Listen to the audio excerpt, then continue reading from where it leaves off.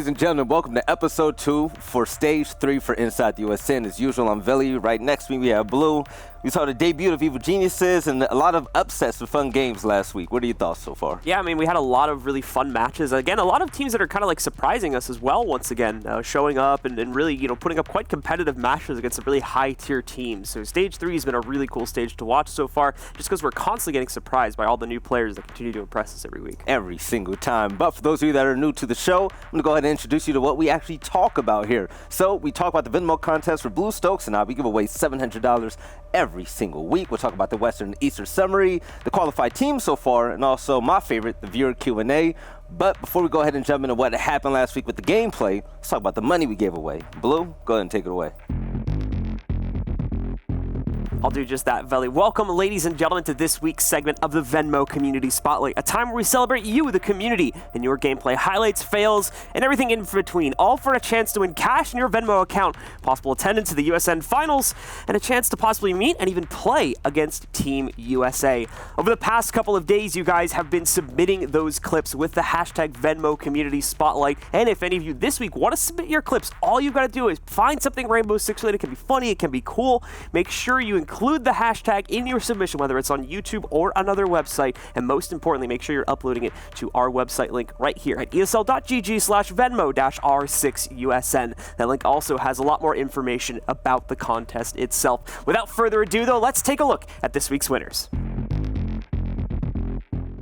right, this is going to be the third place clip of the day, and this guy's going to go home with $100. All right, let's see the nice little drop in. A double kill to follow that one up. Very well done. Over to the pistol for this one now. Oh, he only had 3 shots left on that final kill as well. As a man that likes pretty clutches, I'm going to be honest, Blue, this one was beautiful. All right, let's take a look. He's got the M590 working with it here. Nice start. Don't do it to him. Got the C4. Oh, let's see. Oh, the double down. Oh, and the knife as well. My man's going crazy. Yeah, this guy, he definitely deserved that $100 given for second place. And wait, no, there's one more. There's no way he clutches this. Let's see it. This guy's one more kill. Oh, there we go. Takes a little bit of a spray, but that's all right. Gets that last kill. Nicely done. You guys are seeing him in USN, and this play is absolutely filthy with Maestro. Let's see, we got Beastly stepping up to the plate too. You guys have seen him a couple times on USN. He's got players all in his face, one after another. He's actually switched his weapon. You normally don't have to go away from the Alda too often here, but he's on the Bailiff now. Why do they keep peeking him? I don't understand, but you know what? All of them peeking earned him $500, so hey, enjoy it, Beast. Oh no, and he gets the down with the Bailiff as well. And that is our Venmo Community Spotlight for this week. Remember, folks, if you want a chance to win cash in your Venmo account, possible attendance to the USN Finals, or maybe even a chance to meet and play against Team USA themselves, make sure you check the description down below for the contest links. That'll do it, however, for this segment for now. Now time to move on to the conference summaries. And on the west side of things, we saw Drac Esports face off against fan favorites Luminosity, and that was a pretty interesting game because it didn't happen all the way, okay? Luminosity, they were playing in the team house, and unfortunately, their power went out, so they had to go ahead and forfeit, and Drac Esports, they went ahead and moved on to the finals. Pretty unfortunate for Luminosity because they've been trying for such a long time to go ahead and qualify for LAN, but their luck just wasn't on their side. And the second game of the day, we saw Two-Face go against Evil Geniuses, who actually had their debut here on the U.S. Nationals in 2019. And Evil Geniuses, it's safe to say, they pretty much ran over them. It really wasn't a match at all. I love the guys on Two-Face, but it just looked unfortunate from the beginning. We saw them lose the very first round on defense. Yes, they picked it up, they won the next 2 rounds, and then after that, MEDEIROS, who's Canadian's newest replacement, and Geo were just way too much as they steamrolled over him with combined kills reaching almost 30 between the two of them. So good luck to Two-Face next time. I'm pretty sure we'll see him again here in USN.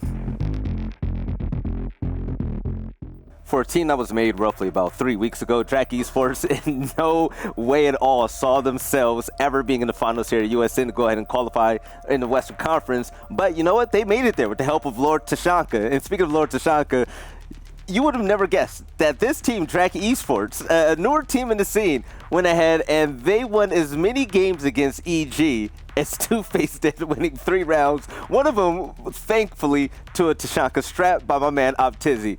But that just shows that most of these teams that enter USN, Blue, Stokes, and I, we've seen a lot of team changes or whatnot. But it's just consistency and learning why you lose in order to make it this far. But, that's enough about Drag Esports. Let's talk about EG because they look absolutely dominant. Yes, they've been one of the main teams in all of Rainbow Six Siege for years. And removing Canadian and bringing in a fragger like MEDEIROS, there's a lot of questions raised. But you know what? It's the roam presence of NVK, Geo, and also MEDEIROS, and it's showing that the success of EG is heavily relying on this newcomer, and the team is looking scarier than ever. So Evil Geniuses, they went ahead and they won the Western Conference on Tuesday.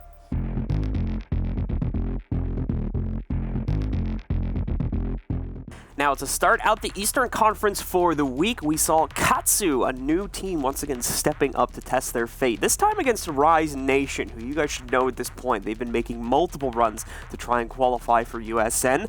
This week, though, didn't end up going so well for them as Katsu surprised us once again as another team stepping up to the plate here with quite the powerful performance in their match. Now, Rise got off to a good start. Rise has 2 phenomenal rounds on their attacking side, to be honest, where they actually pretty much just walked into the site and ran completely through Katsu's defense, which would cause problems for them later. The problem, though, is that Rise's own defense got incredibly aggressive, too aggressive at times, in fact, and this would often cost them rounds. This on top of a relatively solid attacking side from Katsu overall, especially due to players like Makarov really putting in a great performance on operators like Buck, allowed for them to slip right through this matchup, pull off the upset, and send Katsu through to the final match for the Eastern Conference. For match number 2 on the other side of the bracket, we saw the newly organized Obey Alliance go up against Parallax Gaming, yet another team that's been trying to make multiple runs here for USN. This week would certainly fare well for them as they were able to take this second match at the end of the day, 7-4 with a successful win. Again, very close in the first half. We saw Obey start out on defense and have a pretty good effort being able to tie it up 3-3. Unfortunately, their attacking side was a bit lackluster, and this on top of just great denial play coming in from Parallax throughout their own entire defensive side allowed them to only drop 1 round in that entire half on a gym bedroom defense. Besides that, Parallax were flawless and were able to finish off the match, sending them onward to take on Katsu in the final match of the day. For our final match, when we would see Parallax and Katsu go up against each other, the map pool also finally changes. Our first 2 matches of the day were played out over on Clubhouse, but this one switched it up over towards Cafe once again. It seems as though that wouldn't fare too well for Katsu, as despite putting up an amazing fight, being able to take it all the way to overtime, they would eventually lose the match at 6-8. And there's a couple of reasons to this. Parallax, as we've seen, has been trying for a long time to make it through into a conference qualifier, so they've got quite a bit of experience in USN. I think a lot of that shined through. This on top of players like Makarov, who had great performances on attack in the initial matchup, wasn't able to find that performance once again in this match. Now, don't get me wrong, he still did great, but it was on the defensive side, really, that we only saw him show up. Overall, it was really a game of just mozzies. Both teams having amazing plays come out through their mozzies, double, triple kills, being able to really slow down these pushes and just do great work delaying for the roamers. But it seemed as though Parallax shaped up a little bit better, though, as they were able to take the match and qualify for the Eastern Conference qualifiers here in Stage 3, taking the 2nd slot for the stage. And that's it with the summaries, but let's go ahead and talk about what's coming up this week for Tuesday and Thursday for the Eastern and Western set of games. Blue, go ahead and tell us all about the bracket, man. Got a lot of new teams stepping up to the plate this week, specifically for the Western Conference. We're going to be seeing Adventure Time USN go up against Azara Esports, and then on the lower side of the bracket, Luminosity is going to make another run this week. He'll be going up against the Banana Boat Crew. Banana Boat Crew. Banana Boat Crew. Well, good luck to the Banana Boat Crew, but Luminosity, we all know them and we all love them, so hopefully their power can hold up this time. What about the next Quite literally. For the Eastern Conference, we're looking at Bruh going up against Relegated. And then following that one, Obey is going to make another run this time, and they'll go up against Akatsuki, so that should also be a pretty interesting matchup, as we haven't seen them make it this far into the bracket yet. All right, well, so far, if your team is named Relegated, I don't have too much trust in your team, but, I want to wish luck to everybody there.